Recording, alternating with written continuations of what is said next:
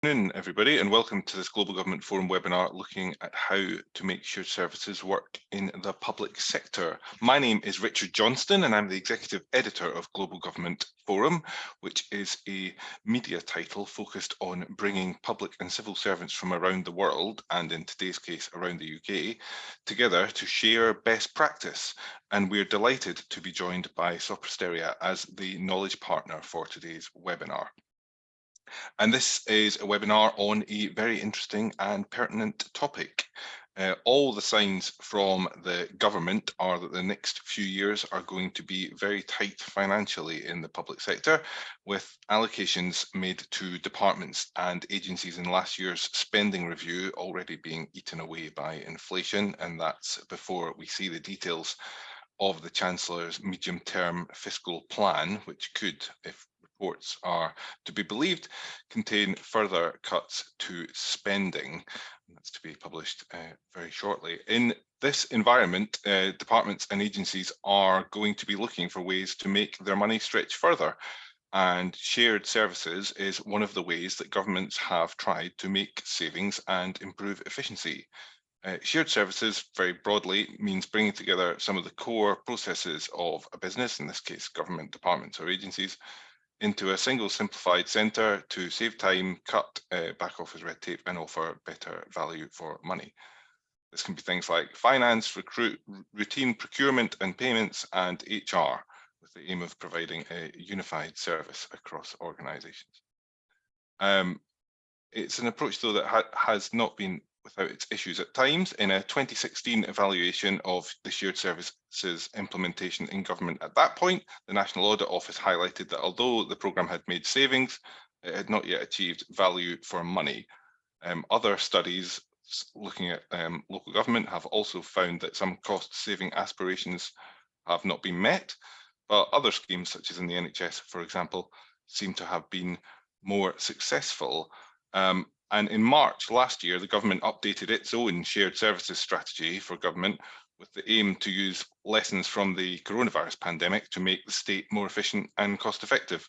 The then Cabinet Office Minister, Julia Lopez, said the strategy would, quote, iron out any systemic inefficiencies to leverage advances in technology and improve our central processes so that together we have more time and mental bandwidth to focus on delivering what the UK government stands for, which I'm sure is an ambition that all the public and civil servants on the call today would agree with. So shared services are here to stay, and in this webinar we will look at how to make them work best, and we have a great panel to discuss that. But before I introduce them, I'd like to invite everybody watching along to get involved too and put a question to our panel, or indeed any thoughts that you have on how shared services are used. Do you use them in your organisation? Has it freed up time or other resources to help you move on to other tasks? Do you think that there are ways that the system could be used better? Please do get in touch using the Q&A function throughout the session, and we will share as many of your thoughts with the panel as we can. The Q&A function should be on the bottom of your screen if you're using a desktop computer. So to our panel, let me introduce them. First up, we're joined by Mark Thompson, the Coordinating Director, Government Business Services in the Cabinet Office. That is a business unit within the Cabinet Office that brings together back office, high volume, transactional expert services, and Mark is responsible for driving efficiencies and modernising that element. He is also the Director of Platforms and Services, a specialist digital data and technology unit within GBS, which is leading innovative ways to modernise the civil services employee support systems such as recruitment, pensions, learning and payroll, and to make the civil service more interoperable. That systems are currently utilised by 211 public sector organisations and around 560,000 civil and public servants. So hello, Mark. We are also joined today by Thomas Elson, the Associate Professor of Public Administration at the Blavatnik School of Government, where Thomas lectures teaches classes on management and strategy in the public sector. His research deals with questions of performance, resilience and reform in public services, and he's led several large-scale evaluations of shared service adoption in the UK. So hello Thomas, and thank you for joining. Also with us today is Claire Dove, CBE, the Crown representative for the voluntary, community and social enterprise sector in the government commercial function. As the voluntary, community and social enterprise representative, Claire acts as an intermediary between the government and the sector to champion the Social Value Act and to champion improvements in commissioning practices. Claire was appointed to the Crown representative post in February 2018, and as a key player in the social enterprise movement for over 40 years, she brings a wealth of experience to this role, and Claire will be helping us discuss the potential for shared services to help these voluntary organisations and community and social enterprises to bid for government contracts. So hello, Claire. And last but by no means least, we have Paul Selleck, the UK Sales and Marketing Director for Sopra Steria. Paul joined Sopra Steria in 2003 as a sales executive, and going on to win what was then the largest deal the company had to deliver the first national ICT infrastructure for the National Probation Service. And he has since been involved in the development of SSCL, the joint venture between Sopra Steria and the Cabinet Office on shared services. So hello, Paul. And before we get to those questions that I mentioned and the discussion element of our webinar, we are going to ask all our panelists to share some opening comments on the topic. So while people are speaking, please do, as I say, submit any questions or points for discussion, and we will share them with our panel very shortly. But before that, I would like to ask Mark to share his opening thoughts. Mark. Richard, thank you for inviting me to join your panel today and the opportunity to discuss some of the ways the Cabinet Office is moving forward the shared services agenda. My name is Mark Thompson, so I'm the Director of Government Business Services in the Cabinet Office. So we encompass the delivery of the shared service strategy, the in-house government recruitment service, the civil service pension scheme, operation of a number of cross-civil service platforms, and also driving the civil service transformation work. Firstly, I'd like to give an abridged version of progress being made across the government around shared services. It was in 2013, the first 2 shared service centres were created. ISSC1, the Independent Shared Service Centre number 1, was created at the Department of Transport in Swansea, followed rapidly by ISSC2, created from DWP, DEFRA, MOJ, Home Office, etc. Operations, and operated now by SSCL. In 2021, as you've mentioned, following the Lord Maud review and announced by Minister Lopez, the government decided to move forward with the creation of 5 clusters, which are now very much underway. So if we can have the next slide, please. The Synergy cluster takes ISSC2 to the next generation, again with DWP, MOJ and DEFRA and the Home Office.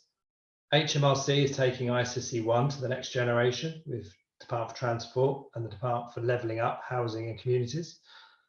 Overseas brings FCDO and the Department for International Trade together. Defence with MOD, the Armed Forces and so on. And finally, the Matrix, which mops up the consortium of smaller policy departments being led by BEIS with Treasury, the Cabinet Office, the UK element of Department for International Trade, Department of Health and Education. So each cluster is self-governing, operating a single service delivery organisation and a consolidated ERP platform. Overseas and Defence are already live with their new platforms, and Synergy, Matrix and HMRC are mobilising on theirs. In addition to the 5 clusters, a number of the other shared service arrangements are in operation across government. The largest is the Civil Service and Royal Mail pension schemes, which collectively pay out around 8 billion a year in benefits. Also the Government Recruitment Service, which advertises 100% of all civil service jobs, handles about 70% of all recruitment. I think last year handled over 1.2 million applications. There are essentially 3 priorities for us around shared services. Firstly, it's to operationalise those 5 clusters with new consolidated cloud platforms firmly in place by 2025. We want the establishment of a performance oversight regime across the 5 to monitor and drive quality improvements in service. We also want to ensure that the investments in technology are set up for long-term success. So, for example, on the tech, we're encouraging the extended use of self-service with tedious, time-consuming manual control steps, which government loves, replaced by intelligent solutions. So cloud platforms can allow that with the aid of machine learning, and we anticipate and are now able to anticipate future events to spot anomalies. So why are we approving annual leave, for instance? I mean, it's far more useful for the system to auto-approve and just tell us when a critical number of staff are trying to book leave at the same time. Second priority is to build cohesion between the clusters and central services. If you could bring up the next slide, please. So by looking at the system as a whole, we have an opportunity to make the civil service operate more coherently, to make it more interoperable. I can't see the next slide. I don't know if you're able to bring it up. Oh, yeah, thank you. The Interoperability Programme is making it easier for civil servants to collaborate and be directed to government priorities more seamlessly, post-COVID sort of response example. This will drive both efficiency and effectiveness. And one way to make it more interoperable is to make it easier to collaborate across boundaries. Standardised email, video conferencing, document tooling, all that all helps and is underway. Also to make it easier to move between buildings to a new digital government pass. And of course, once you're in those buildings, to use a Gov Wi-Fi. But of course, government is complex. And if we can have the next slide, please. And this is a simplified version of that system. And it's essentially our guiding civil service interoperability landscape. You can see the 5 clusters in the middle, centralised recruitment centre at the top, and a plethora of other central services. And to just give a little example, work is underway to connect those systems up to allow data to flow more seamlessly between the cluster platforms and the centralised systems. And you can see here the blue bar represents the integration hub, which will essentially be used to orchestrate those data flows. There's a data platform as we're building out data visualization and analytics to take a collective view of actions across the civil service. And thirdly and finally, priority is to transform the government's internal shared services. So, for example, the new national vetting platform is being developed, which will speed up security checking times, a major blockage in the system. And here in government business services, if we could have the final slide, please. We are transforming the government recruitment service through a programme of automation, platform and service enhancements. So this includes a CRM solution, which has been used to drive better work task scheduling and quicker communication. Robotic process automation is now being adopted to automate some of the more tedious and repetitive tasks. Online psychometric tests are being augmented to support or augmenting the selection of candidates and driving a bit more automation there. We have a digital identity verification system, which is going live at the end of the year, which will completely automate the manual pre-employment checks. And the data is being extracted into our new grid platform, which has opened up opportunities for data analysis. Anyway, once completed, the service will have reduced operational cost, a better front end of the whole end-to-end recruitment process, not just the bit in the middle. We'll have a reduction in the overall time to hire from around 70 days now to 30 days, and we'll make better use of data to help guide decision-making and improve quality of hire. I think I'm out of time, Richard, so I hope that's provided you with a flavour of how GBS is working with its partners and across the civil service to make shared services work better in the public sector. Thank you for listening. Thanks, Mark. That definitely has. I love some of those diagrams, which are, you know, fantastic insights into kind of some of the structure of government for a kind of policy nerd like me, but also a wonderful kind of example of the kind of complexity of some of these systems that people are engaging in trying to improve and upgrade. So that those are definitely worth bookmarking. Thank you very much for your contribution. I'm now going to go to Thomas to get his thoughts on kind of the implementation of shared services in the public sector so far. Thomas. Great, thanks very much, Richard, and thank you, Mark, for such a clear presentation. I'm going to indulge as an academic in being slightly more abstract and not talk about specific policy details, but try to zoom out a little bit to think, what is our ultimate objective here and how can shared services contribute to it? So your question, Richard, how to make shared services work in the public sector. I guess there are three things that stick in my mind that are really crucial to get this right. And the first one is to have realistic expectations, right? And, you know, we're quite a long way into trying to do this now. I think the Gershon report is 2004, so we're kind of approaching a 2-decade anniversary of that. Interestingly, Gershon got turned off the idea 4 years later, actually, after trying to work on it in Australia. So have realistic expectations. That's the first key, I think. About what? I mean, we've learned a lot about how hard implementation is, right? It's gonna probably take longer than you anticipate. It will probably require more change than you anticipate. So I think having realistic expectations about those is really important.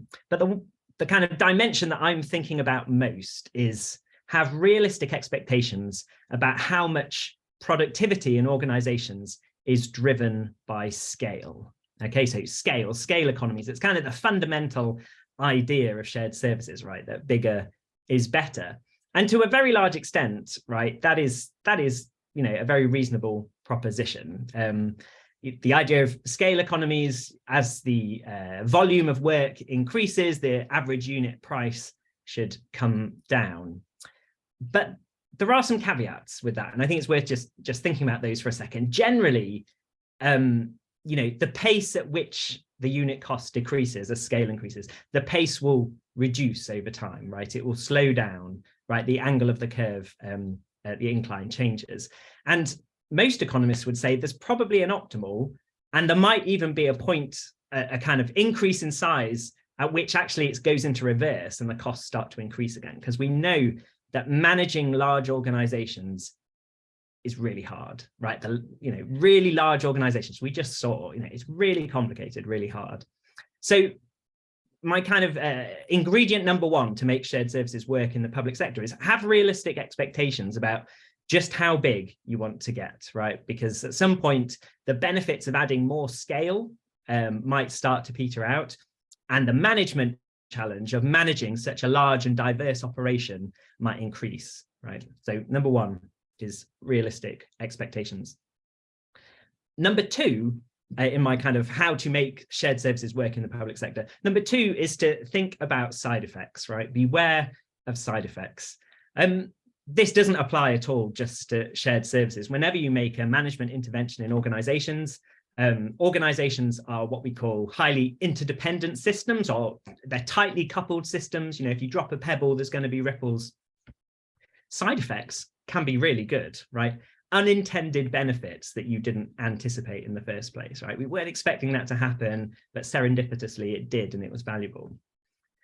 But side effects can also be damaging, right? Side effects can take you into reverse in some dimensions, and that might be quite damaging. And again, you know, my contributions are trying to think, how do we make really great enterprises, really great organizations? We need to be really aware of side effects. And the kind of side effect I worry about, particularly with shared services, is other ways to improve productivity beyond scale that might be damaged by increasing scale. See what I mean there? So we're saying, okay, scale is good for productivity, let's increase it. But what might go wrong on other drivers of productivity in the process of increasing scale, and how do we deal with that? And the thing that worries me most really is the coordination burden that organizations that participate in shared services have to deal with, right? So coordination burden, all organizations coordinate. In fact, that's part of the definition of organizations. We take complex tasks and we split them up into simpler, small tasks to make them easier and higher quality work. And then we must coordinate each of those individual steps in a process to make sure that the kind of sum of the whole is better than the sum of the parts. So that's coordination. It's inevitable and you have to do it. But coordination is actually really costly, right? It takes time to coordinate effectively. It takes some undesirable things in organizations like rules. Rules are a good way of coordinating, you know, standardization, we've already heard about that.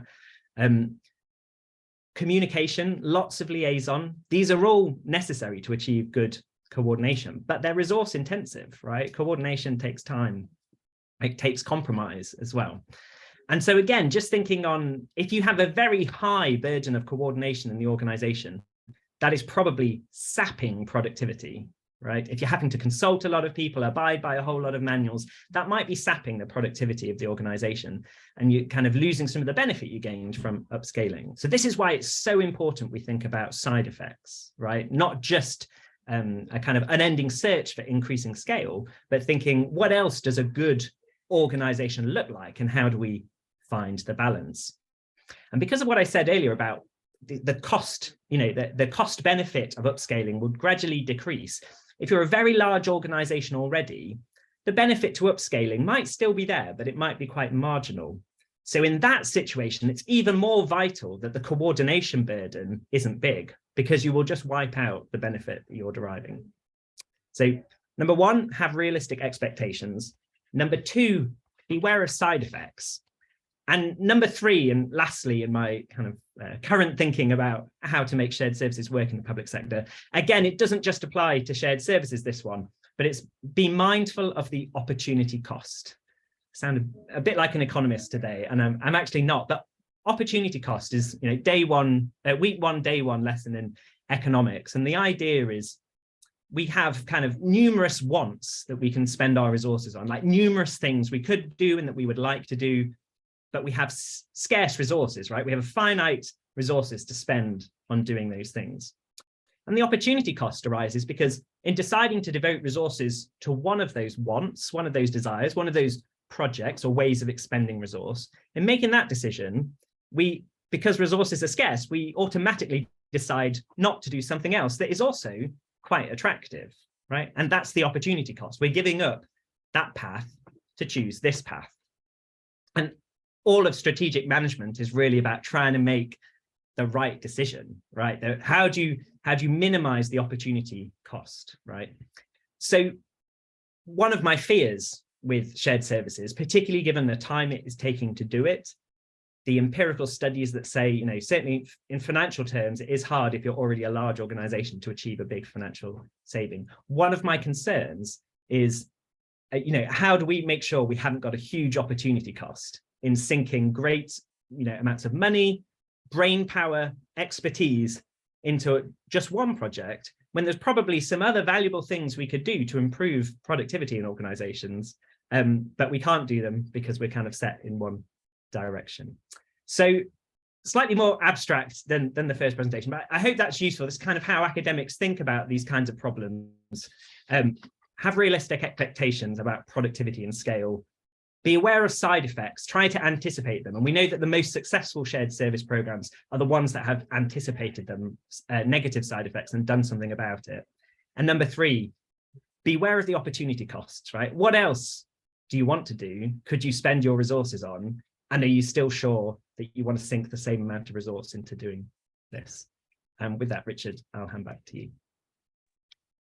That's fantastic, Thomas. I think those three rules are you know, three good rules for life as much as anything else. But that's a really good way to frame the conversation and you know, yeah, looking at the rollout for shared services and where else they can go in the public sector.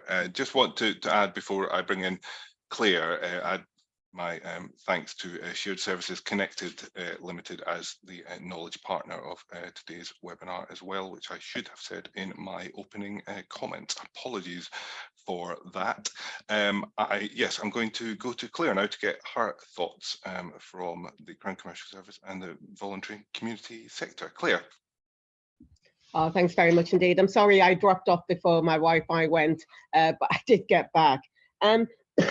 So I'm going to come at this from a slightly different angle, and especially from our last speaker, because I'm talking about shared services as being trying to put services together to help organisations that haven't got a lot of resource, and working together will get them much more for the money they share. So from the VCSE sector's point of view, they've always had scarce resources. So sharing services have been a pivotal way in growing their organisation, training and developing the staff, and more importantly, a way of going for grants and contracts, as the majority of them do not have a back room office with bid writers doing it on their behalf. On the opening, Richard said that I'd worked in the VCSE sector for about 40 years, and I ran an organisation called Blackburn House. And we did get a mainstream grant. It was an education college for women. We did get a mainstream grant from the D of E, but it didn't cover all our costs. And so we had to work imaginatively. We had to be entrepreneurial about how we invested in certain services that we needed. So, for example, I had a very small budget for CPD, and we really needed that. And so I teamed with a couple of other organisations. We put the money into one pot, and we got some really great, effective training for our staff. So just sharing the scarce resources we had gave our staff a way of professionally being developed, and then that would impart to the students that we were there. So that was one of them. Also, we couldn't afford a marketing department as such. And so again, organizations, we came together with our resource and got great marketing services, as opposed to putting it at the end of someone's role and hoping they'll do the best, even though they may not have that marketing background. And then we also, in going for contracts, was sometimes difficult. And as I said, you didn't have the writing teams, but we came together, quite a few of us who worked in education, and developed a consortia. And it's great that that consortia is still running today after many years. And we went for large contracts. And we shared the services. Somebody would look after the finances, etc., the backroom services that we needed. And we were really pleased when we were inspected by Ofsted, is that we still retained our outstanding credentials, but they looked at the imagination and the entrepreneurship of how we'd work together to get much more for what we had. And working with partners in London, as I am as Crown Rep, I look at Social Enterprise UK and other partners that are living in that work in London. And it's difficult, the expense of having your own space. And so a number of organizations have come together to get premises, to put all their finances together, and then having shared services that will help them much more effectively and efficiently. And in government coming in, I think there has been problems with silos, with different departments, and if you're trying to navigate it, as you know, if you're from our sector, trying to navigate all the different departments, it is very, very difficult. I think what we've been able to do is to look at the barriers, and we're still working through this. We commissioned a report to look at what are the barriers for small micro VCSEs and SMEs to gain contracts. And we know that in the past, sometimes they've gone into consortia that have been more a marriage of convenience than actually supported them. And so again, we've looked at a consortium model that can be shared and where there's parity for the sector. And, you know, at the moment we have our white paper traveling through government now that we've left the EC, on looking at how do we simplify processes and procedures in government. And one of the great examples pilots is that, you know, at the moment we have this pilot, and we've brought all departmental grants under one portal, the Withers and Cabinet Office. And so people can go on to .gov, find a grant, and they will see everything there. So they don't have to go, you know, foraying through each department. And that is great for departments also, that they can send these things over and it will be publicized and put out on Find a Grant.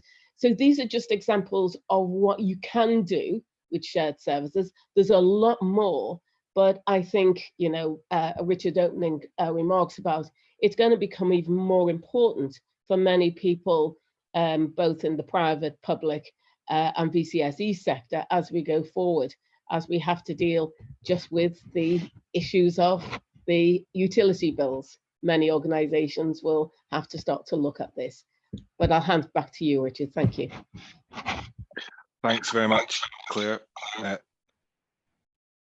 That's a really interesting perspective on how shared services can, in the broadest sense, can help organisations bid for government work, and how shared services in the broadest sense can be used by government to present the full list of opportunities to the sector. And that's something I want to explore in our question session, which will be coming up very shortly. And again, just another reminder, if you have any questions or thoughts that you would like to put to our panel, please do contribute them, because we will be getting to questions momentarily. But before that, I'm going to invite Paul to share his opening remarks. Paul. Thanks, Richard. Good afternoon, everybody. Thanks for listening to me. So yeah, I work for a company called Soprasteria. In this context of shared services, I'm going to talk about two joint ventures that we have established, which are focused entirely on delivering shared services into the public sector. So the first and the largest of those joint ventures is a joint venture company called SSCL, which stands for Shared Services Connected Limited, which is a company that we run in partnership with the Cabinet Office and Mark Thompson and his team. That was established some while ago, 2013. We're now employing 2,800 people, so we're quite a significant employer in many disadvantaged areas. Purposely. We have 29 customers within that shared service, ranging from fairly small organisations like marine management organisation up to very large Department of Work and Pensions, MOD, etc. We deliver a range of shared services, from the typical payroll, HR, finance and accounting, procurement, etc., but some slightly more different services in highly complex recruitment, some training and other learning services as well. We're supporting 463,000 employees, mainly civil servants, but not all civil servants, and we manage 363 billion of payments every year as well. So that's the largest. The second joint venture that we have is in the healthcare sector. So that's a joint venture company that we established with the Department of Health. It's called NHS SBS, where the NHS stands for itself, but SBS stands for Shared Business Services. We have just over 1,200 employees in that shared service centre. We're supporting about 300,000 employees in the NHS. We're delivering payroll services, some HR services, procurement services, and finance and accounting services. We've got 171 customers within that shared service, and we manage about 210 billion of annual payments. So interested in listening to Thomas about the coordination burden and the scale. So that kind of brings me on to, you know, what are the benefits of delivering those shared services. The first is obviously the cost savings and the driving out of efficiencies, which I agree do come from the economies of scale, but they also come from standardising processes, deploying world-class processes, but also having staff measured and managed in a way that's appropriate for delivering their task in the most efficient and effective way as possible. But also from just the physical sharing of IT, ERP platforms, from sharing buildings, etc., comes a saving as well. But outside of the savings, we think that there's a significant quality benefit, measurability benefit, speed benefit in delivering services in the way that a shared service centre does. There's also a benefit, we believe, for the people that are working in the shared service centres. Our staff tell us that they very much value the fact that they're working for an organisation whose mission is delivering the services that they deliver, rather than working for an organisation who's delivering ostensibly more interesting services in justice or defence or whatever, and they're just in the back office doing payroll or finance processing. And creating real career paths for those people aids to their motivation.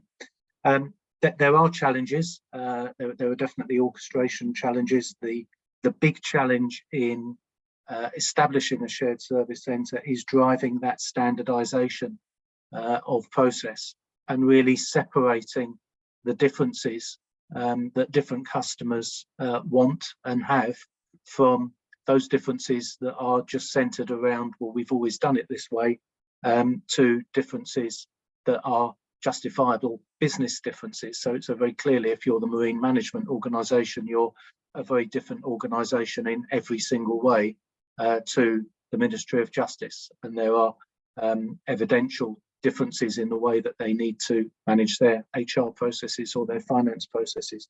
So it's driving out standardisation, but it's about identifying where standardisation is appropriate and where it's not. There are significant additional opportunities that we think are still to be driven out. I think Mark touched on some of them, some of which are already in operation, but I think could be pushed further. And those are around, in my mind, sharing of data, not just between shared service clusters, but within organisations that are already sharing services. We think that there's a lot to be learned from examining the data that is available from having a single data source.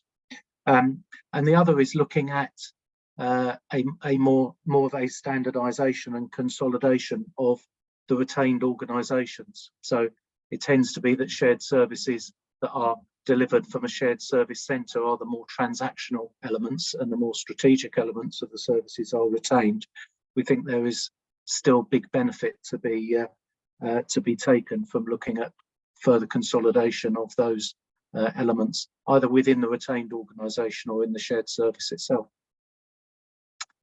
That's all I had to say. I'll hand back to you, Richard. Great, thanks very much, Paul. I think that's really interesting, particularly on the kind of where shared services might go next, and the other elements of how organisations work that they might potentially be moved into, and we can hopefully get into that in the Q&A now, which again, just to remind anybody watching along who wants to contribute, please do send in any questions using the Q&A function.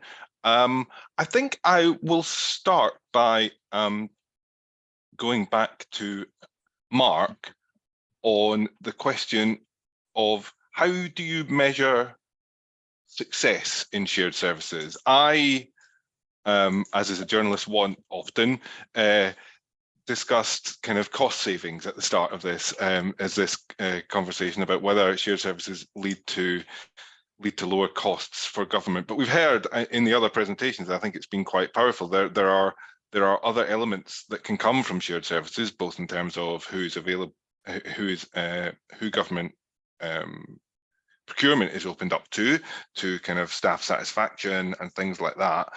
That could be powerful arguments as well. What's the kind of the key argument, do you think, from measuring success in shared service? Does it need to get to the bottom line eventually, or can you make the case through through other elements of kind of organisational improvement? Well, thank you, Richard. Well, the answer to that is who's asking the question, really. Let's give a bit of context. I think government roughly spends about £500 million a year doing back office shared servicing activity, and some of that spend is with Paul Selleck's organisation. So there's obviously a prize there for driving that operational cost down. You know, that might say 50 million a year, maybe 100 million a year if you push it. So, but that's quite small beer. But we're serving 500,000 people. And I don't know, what's the wage bill of that? 15 billion quid or something. So there's quite a bit of opportunity to make the resources that we have, civil servants available, more effective. So some of the things I was talking about are sort of some of the enablers to drive that. We did some calculations earlier in the year or last year, that we reckon on the back 14 back office process of government, we're probably spending about 1.7 million work days of effort either engaging or operating them, which I think equates to a couple of £1 billion or 53,000 FTE of effort. So I think there's a bigger prize from organising this and linking it up and using some of the things we've talked about here to drive an effectiveness argument, which then becomes into the intangible domain, difficult to bank, but you can measure different dimensions of that. And we have to tackle that whenever we want to build something new. We have to write a business case, we have to really think about it. So we have thought about it around staff transfers, and we reckon that will save 30 million a year at least once we've got that up and running. But you can look at it through different lenses and come up with different numbers. But the reason I'm here is it's now about effectiveness and overall system-wide improvements in the operation of government. But obviously, there is obviously that look at the bottom line. Claire, I'll come to you to follow up on that. I mean, you mentioned the kind of opportunities that there are through kind of shared services helping smaller organisations big for government contracts, and B, I think quite interestingly, the single portal for organisations to bid for contracts. As we leave the EU and the procurement rules change potentially, do you think that you will be able to tell a story soon of how a shared services approach is getting more suppliers, more diverse supplier base into the delivery of government services, and hopefully from that improvements in services?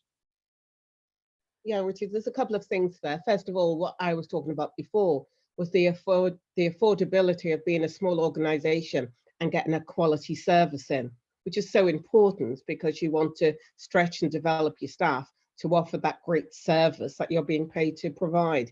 So that to me is key. What we've been able to do in government, and there's a lot more that we can do. I think we're just scratching at the surface of some of the offerings that we can put out and savings. Well, you know, it's not just about savings, it's about quality too, which is my where I always want to go first and foremost.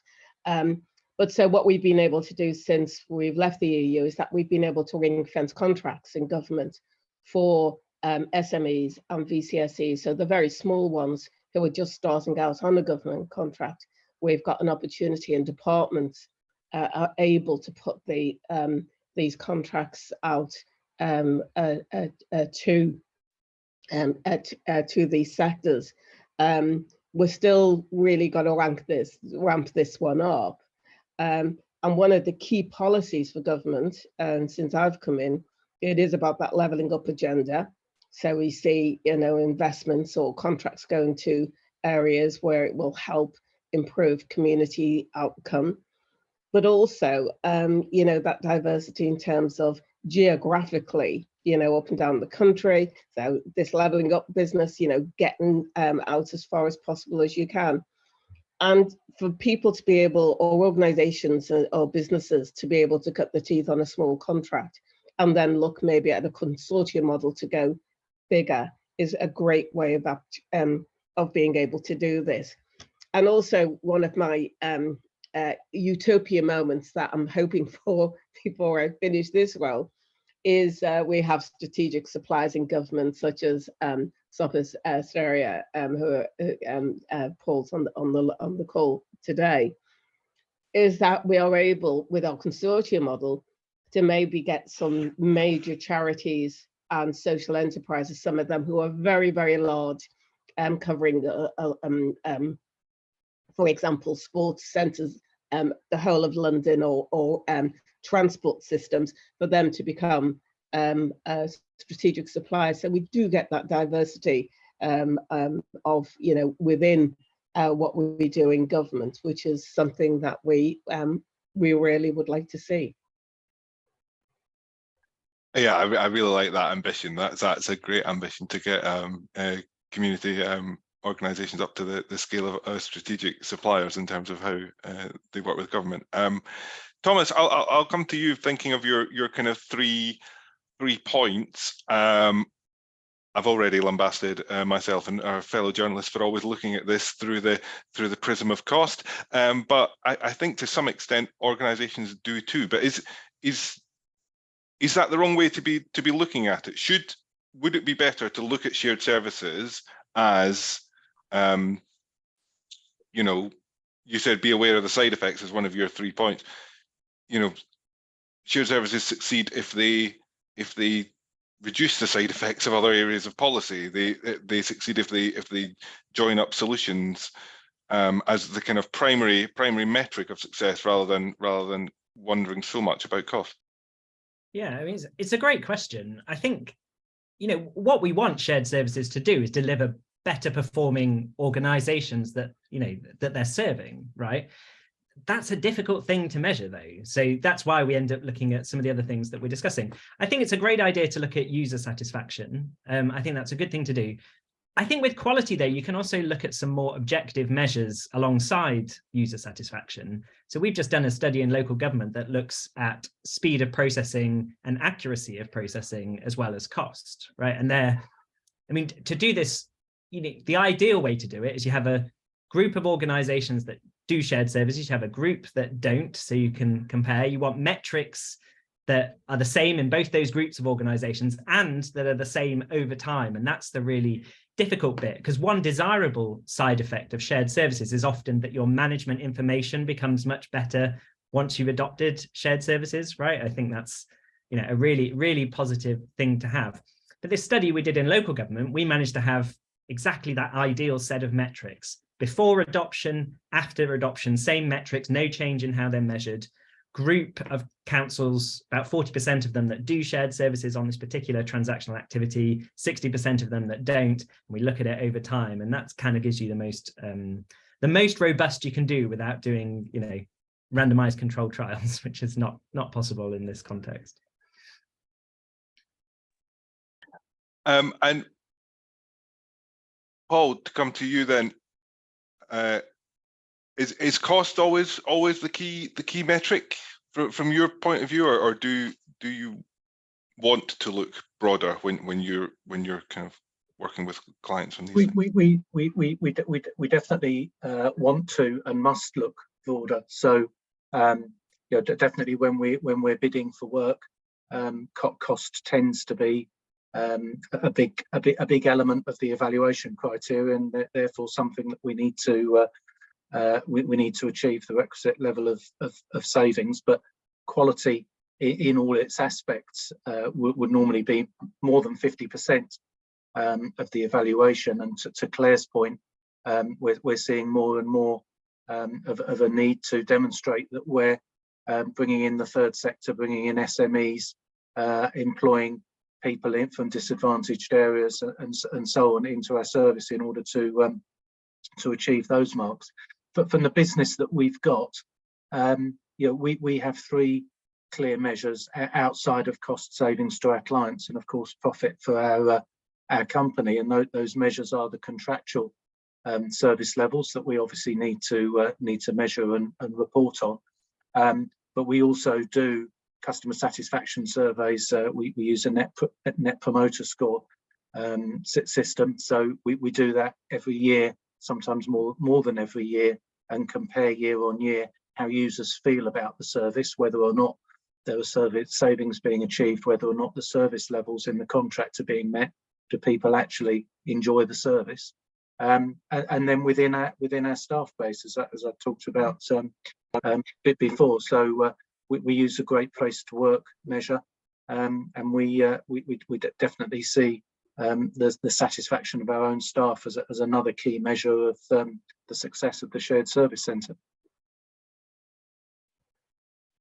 I mean, just to come in, Richard, on that is that I sat on the board of a hospital trust, and we did outsource our payroll, and it became really a bit of a nightmare, to be honest. So you've got that other side of it when it doesn't work, and the number of errors they made.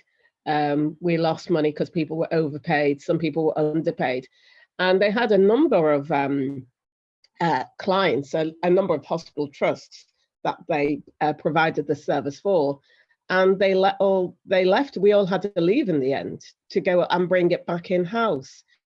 Now that's not a great, and for a hospital trust, every penny obviously counts, because you want to do that investment into your paying your staff, but also having the latest equipment, etc. So sometimes it doesn't work as efficiently, as effectively as it can.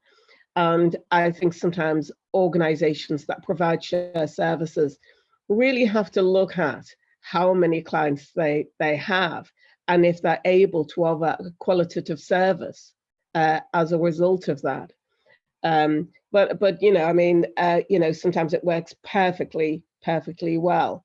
And I would go on to, just say again, it is about, if I'm paying for something, I want a quality service.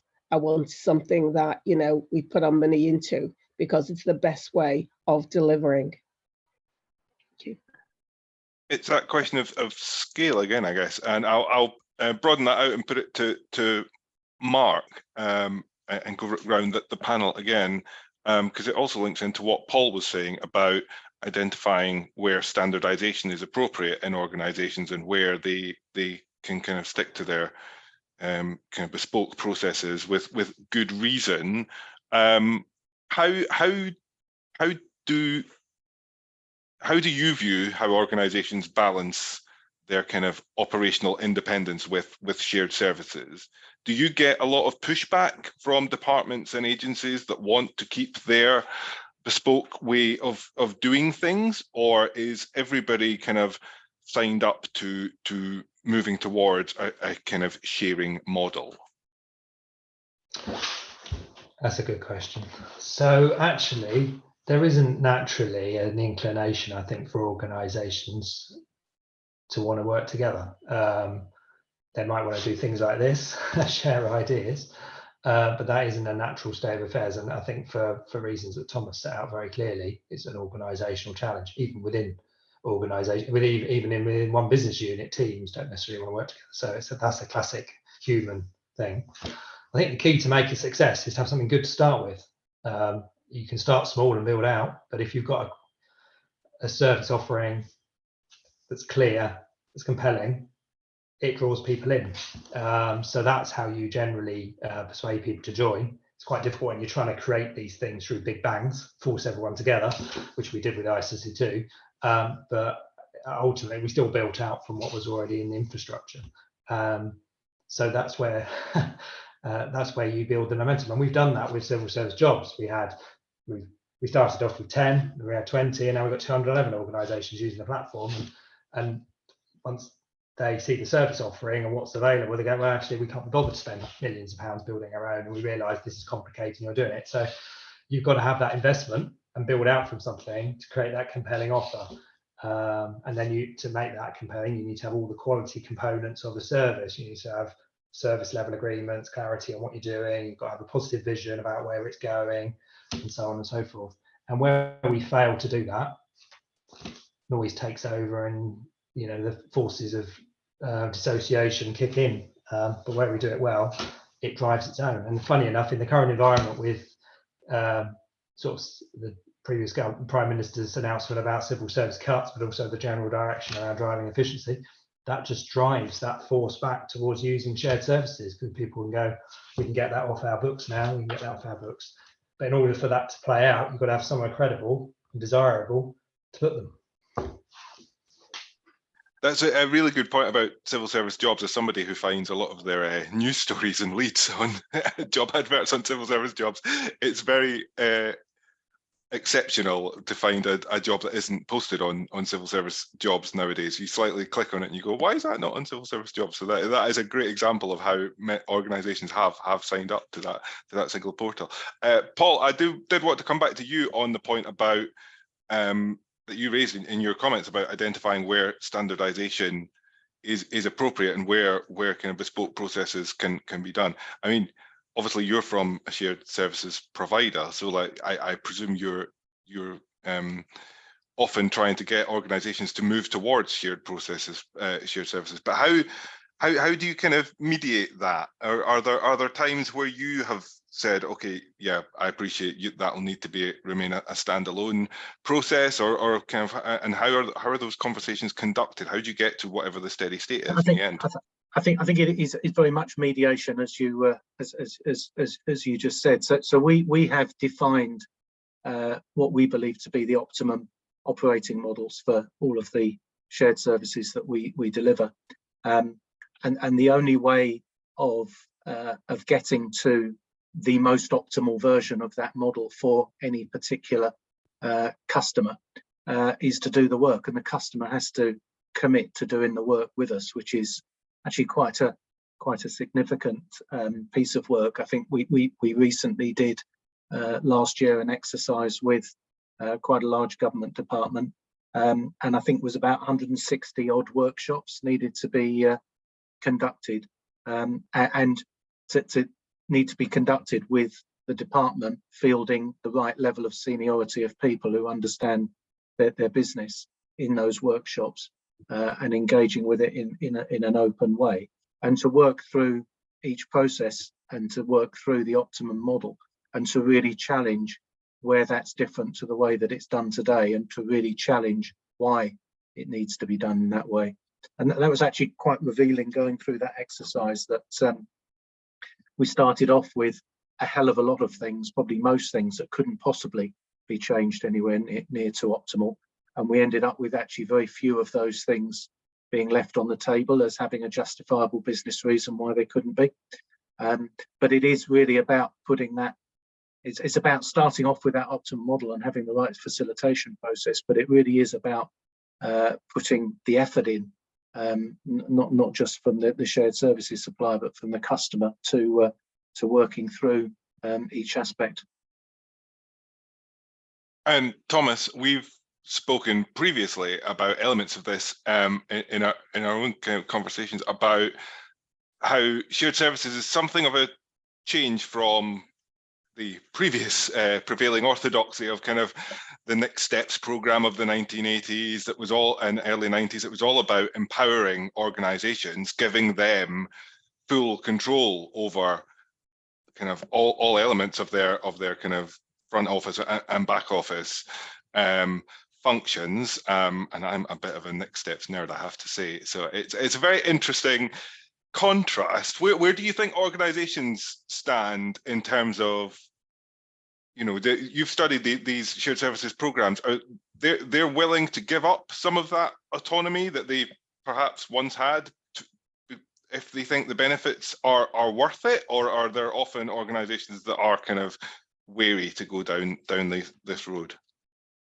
Yeah, it's a great question, Richard, and I think you're absolutely right. This is against the prior orthodoxy, but that's often how management evolves. You know, in the public sector and the private sector as well. Henry Mintzberg, very famous management consultant, said centralization and decentralization goes up and down like the hemlines on, you know, clothes. Like, you know, so these things do happen. We've got to try and look beyond, and one of the reasons they happen is because being very decentralized, not bothering with any of that coordination that Paul just told us about, that's kind of attractive in one sense, right? but it's unattractive in other senses because you lose these benefits of scale, right? And so what we're trying to do constantly is find a happy medium between the two. And this is a great example. How do you know what to standardize and how do you know what needs to be unique? And you can make two kinds of mistakes there, right? You can accept a plea for individuality mistakenly, right? And actually there's no good justification and it should be the same. But you could also make the reverse mistake of reject a plea for individuality when actually, no, it's a good reason and you come to regret that. And what we must try to avoid, and what the Next Steps program, that program of decentralization, fragmenting Whitehall and creating arm's length organizations that had autonomy, what that was all about was trying to avoid a situation in which you have so much red tape and regulations specifying how things are done that the rules are kind of adequate for everyone, but ideal for no one. And that creates a huge management challenge, right? If you're in that situation, adequate for everyone, ideal, not for us, right? So you absolutely want to avoid that, but equally, you don't want to go so far down the line where, you know, shared services absolutely don't work if you don't standardize. I mean, it's just time and again, that's a research finding, and practitioners tell it you all the time as well.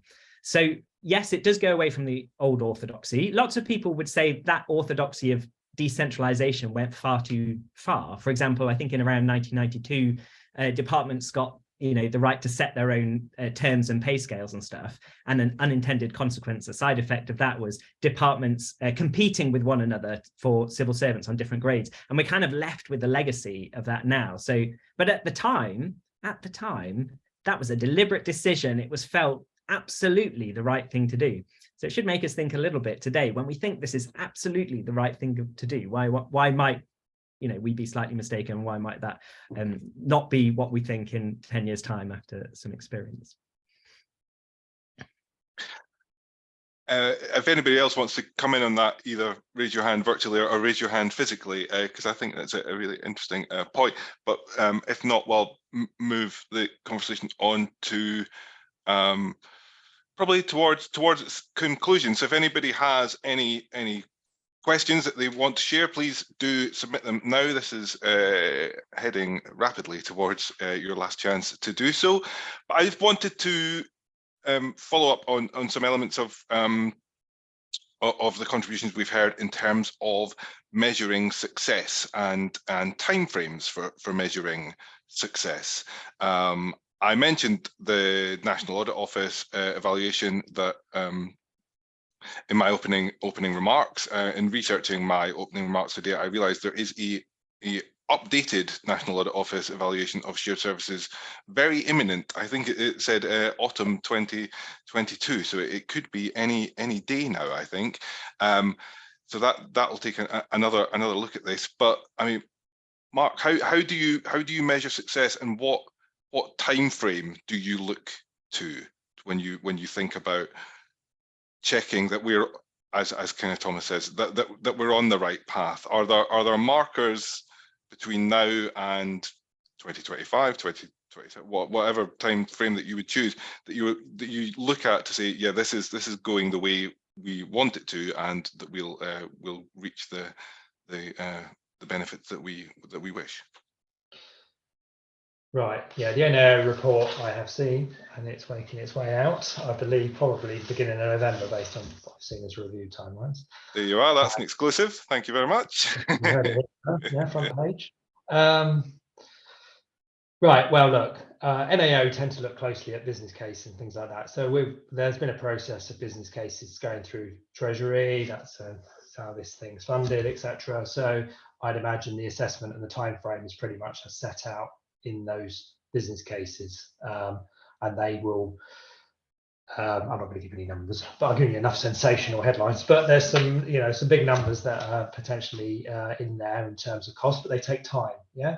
So when you're doing big investments, tens of millions of pounds in technology and transformation, it does take a few years for that to play out. So I think I'm making this up now, I think the time frame is of the order of towards 10 years. That's sort of the business case horizon that they look at. And we wanted the clusters established by 2022, and we wanted the platforms established by 2025, and that gives you a feel for where people should be in that journey. So terms of those financial benefits over the next 4, 5, 6 years. Can I just add one thing in terms of measuring success? So we do lots of stuff, and none of this is mentioned about measuring success. And for me, it is real-time NPS scores and satisfaction scores and all that. And we're doing a lot of that as well collectively. I know Paul's organisation is as well. That for me is real stuff. And if you can, that for me is success. If you measure something and you change something and you make it better and you do that in real time, not over the life of a business case, but over a life of reality of running this stuff, that for me is success.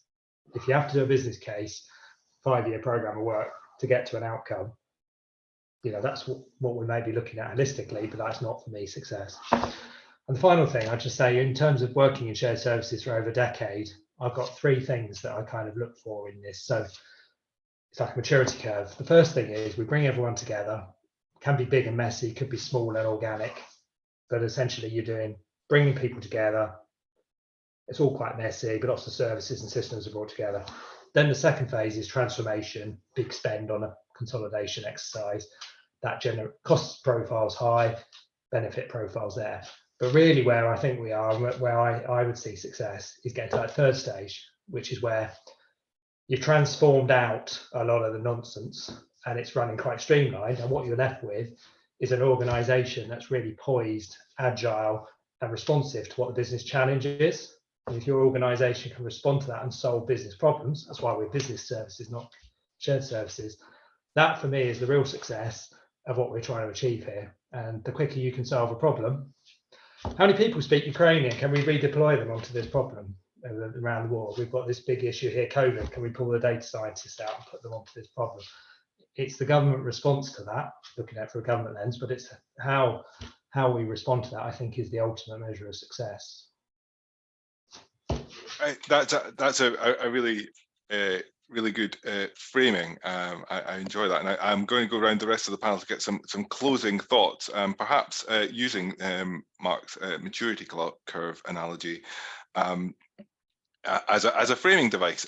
I'll go to Thomas and see where would you say we are on the maturity curve, and what do you think we could do, just in any closing thoughts about in terms of implementation? Yeah, okay. So I think I'd go back to we want to use a good idea as long as the idea is good. And then we want to do other things as well. I think Mark's absolutely right. What we're aiming for is to enable organizations to do difficult things really well, right? And no one's pretending that the jobs you just said, responding to Ukraine, they're really, really hard things for governments to do. And we want them, we want to help government departments to do it really well. So as far as shared services are enabling of that, great. But, at some point, we need to look elsewhere. How else can we improve agility? How else can we improve productivity? And I think we also need to recognize where there's tensions, right? Where there's trade-offs. So standardization, really, really good, but I wouldn't associate standardization always with agility, right? And I think it's quite difficult to do both of those things at the same time. You can think of lots of exceptions, but generally standardization, another word for that is kind of red tape, right? And that's not agile. So we've got some really difficult trade-offs to achieve, and it's just about finding a balance. I think you're right. You do need to have a long time horizon with this as well. And I'm kind of comfortable with that, except we're so far in already. It's not 10 years from now, it's 10 years from when it started 10 years ago. So I think we need to be a little bit cautious about that. And I suppose my final reflection is, kind of the point, knowing when good enough. I've known some really great shared service operations like the prison service up to 2012 and other examples as well. And they were fine, they were doing brilliantly until they got taken a bit too far. Just adding in, as kind of Claire said, adding in one extra customer, one lot of needs that were too divergent. And why create that headache, right? So maturity for me is partly knowing when enough is enough, and let's look at other ways to improve public administration. Great, thanks, Thomas. That's really a great conclusion, I think, an interesting point about where that balance lies. Claire, I'll come to you for some final thoughts, and then to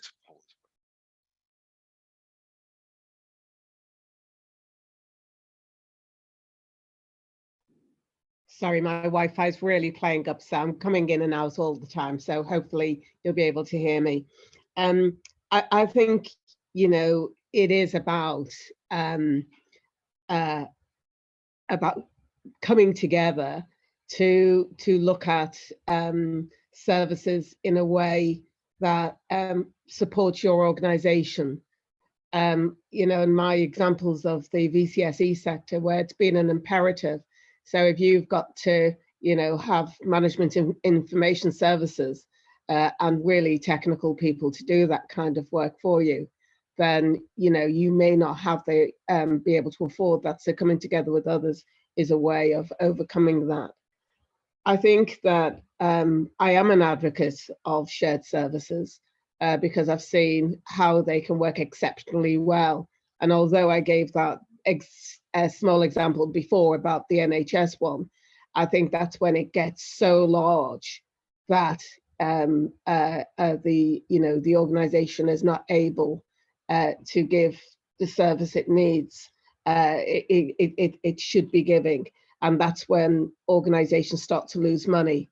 It is about efficiency, and it is about quality, and it is about ensuring that the service users, at the end of the day, whoever it is, you know, an MOJ, if it is, you know, rehabilitating people or whatever, is that you have a quality outcome for those people.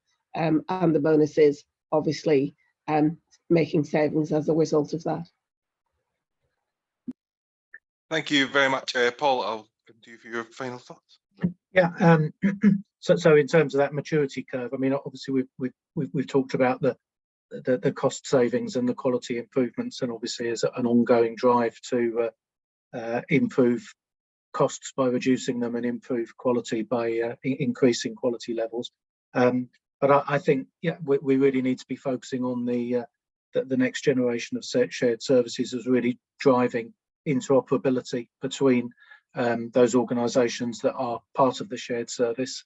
You know, really being able to see the shared service starting to be able to move staff in the client organisation around, or supporting those staff to be able to be moving around, and also greater use of data.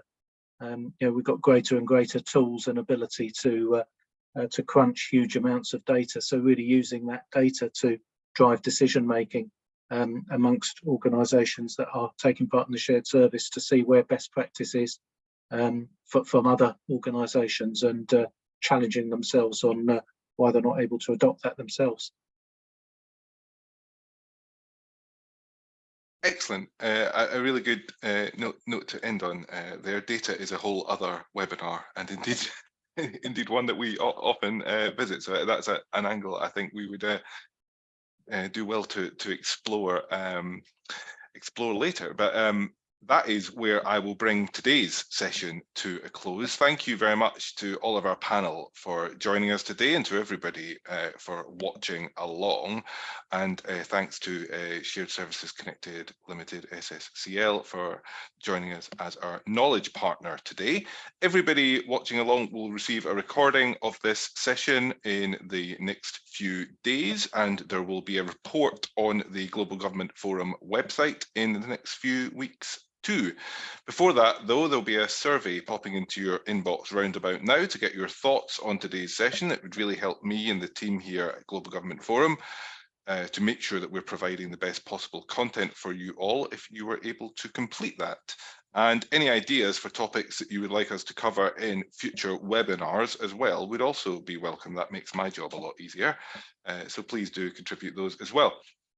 I just wanted to flag some upcoming webinars that might be of interest to you. You can see the one on the screen there, Staying on Track, How to Fund Infrastructure Projects as Government Borrowing Costs Rise. That is on the 12th of October, and should be a very good session. We've got an excellent panel considering that very topical issue. And you can see the full list of our future webinars on the Global Government Forum website, www.globalgovernmentforum.com. So thanks once again to everybody who's been on the panel. Thank you to everybody for watching along, and we hope to see you at another one of our Global Government Forum webinars very soon. Thank you, and enjoy the rest of your day.